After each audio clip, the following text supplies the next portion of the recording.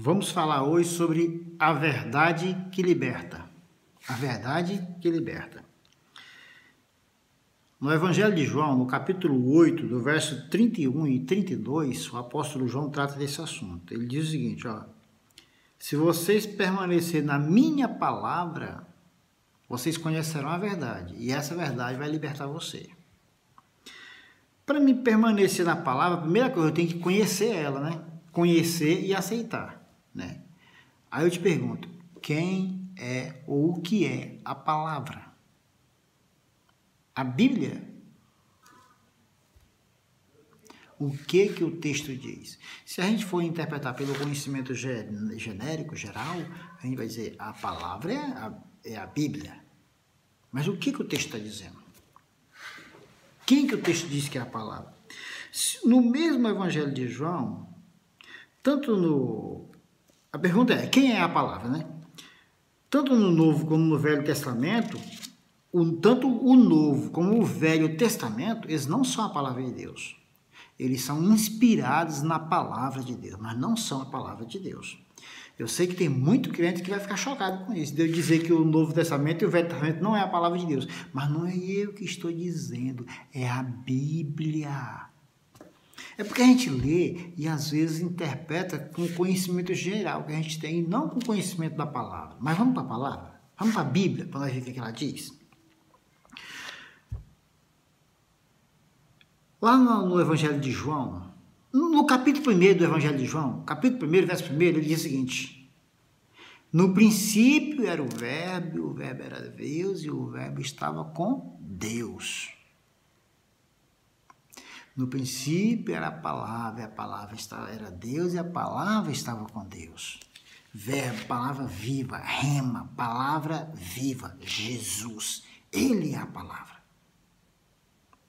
Lá no mesmo Evangelho de João, no capítulo 14, do verso 6, do versículo 6 até o versículo 14, ele trata desse assunto, assim, eu sou o caminho, eu sou a verdade, eu sou a vida. Jesus é a palavra de Deus. O apóstolo Paulo trata desse assunto também na carta aos Hebreus, explicando que Jesus é a palavra viva de Deus para nós. Jesus é a palavra viva de Deus para nós. É por isso que tanto o Velho Testamento como o Novo Testamento não são a palavra de Deus. Eles são inspirados na palavra de Deus. Isso não estou dizendo que eles não têm poder, que eles não precisam de ser respeitados ou considerados. Pelo contrário, tem que ser assim. Eles são inspirados em Cristo, que é a palavra viva, o rema de Deus. Então são fundamentais para nós, mas eles não são a palavra. A palavra é Cristo, tá? Lá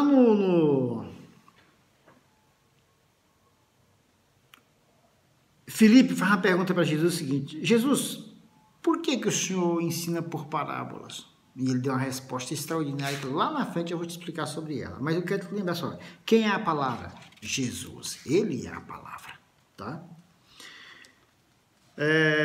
Primeira coisa, eu tenho que permanecer na palavra. Eu quero ser liberto? A verdade que liberta é o tema. Eu quero ser liberto? Como é que eu faço? Eu tenho que permanecer na palavra. Eu tenho que conhecer, aceitar e permanecer na palavra. Ou seja, permanecer em Cristo.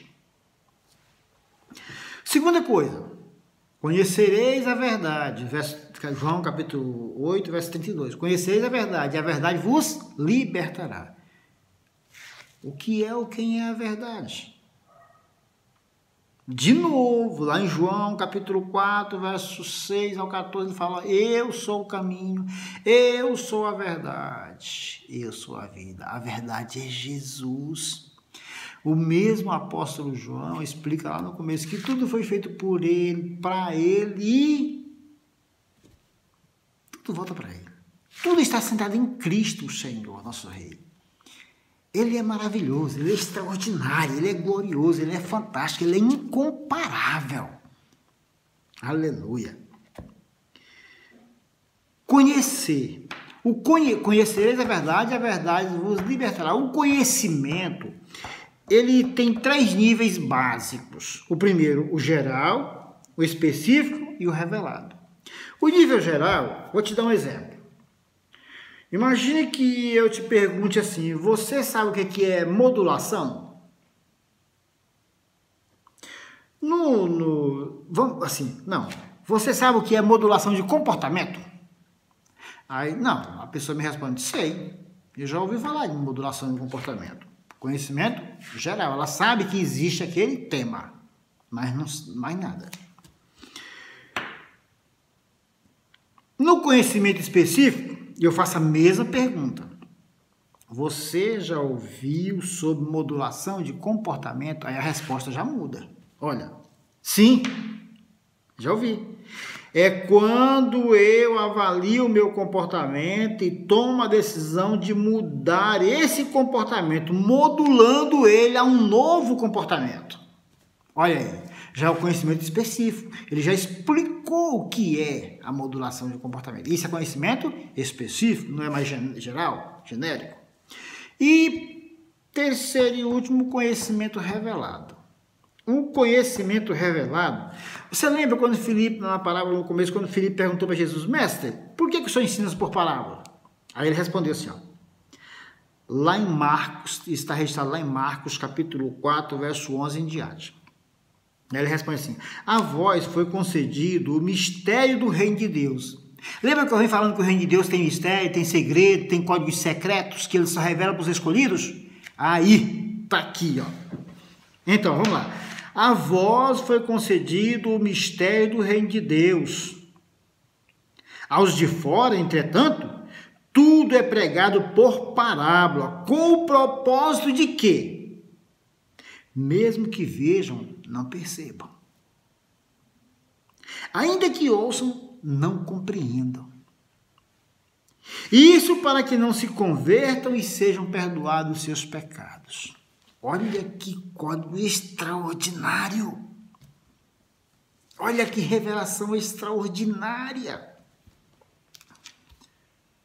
A pessoa ouve de Cristo, estuda a Bíblia, aprende tudo a respeito de Cristo. Mas só passa de letra, não passa de letras, de informação e nada mais. O único que tem o poder de revelar o Senhor para nós chama Espírito Santo. Ele é que revela a palavra para nós.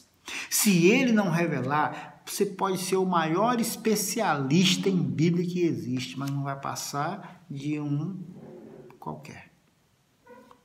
Nunca vai conhecer o segredo do reino de Deus. O segredo do reino de Deus ele só revela para aqueles escolhidos. Quantas pessoas estão aí desesperadas para aceitar Jesus, para conhecer Jesus, para receber Jesus e não conseguem? Quantas pessoas que estudam tempo e tempo, anos e anos, tentando entender Deus, tentando entender Jesus e morrem sem entender Deus, sem entender Jesus? Não é só querer. Não é só querer. Jesus falou uma coisa extraordinária sobre isso um dia. Na verdade, sobre outro tema, mas que envolve isso aqui.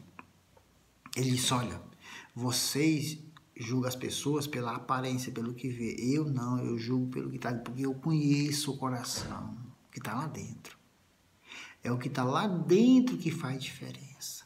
Na hora da relação íntima com o Senhor, é o que está lá dentro que faz diferença. Aí há o orgulho, a arrogância, a soberba. Isso aí eu vou te falar. Cria uma parede de aço entre nós e o nosso rei. Bloqueia nosso cérebro. E por mais que a gente tente entender, tente compreender, não consegue. Agora, quando a gente baixa a guarda, reconhece que somos meros pecadores e que precisamos do Senhor, de um ser supremo em nossas vidas, e clamamos por esse Senhor, e desejamos e buscamos ardentemente a sua presença, a sua revelação, os seus segredos, ele vem carinhosamente e revela cada segredo para nós. Então, o conhecimento revelado é o que faz toda a diferença. E o conhecimento revelado não tem definição, ele é único, ele é específico, só para você e ponto final. Ninguém mais pode entender. Nem seu pastor pode entender, meu irmão. É só entre você e ele. É aí que mora o segredo. É aí que você torna um homem incompreensível pelos outros. Ninguém consegue te entender. Quando você parte para esse conhecimento revelado, ninguém mais consegue te entender. Você é uma confusão só para os outros. Mas você e Deus estão assim, ó, ligados. Então,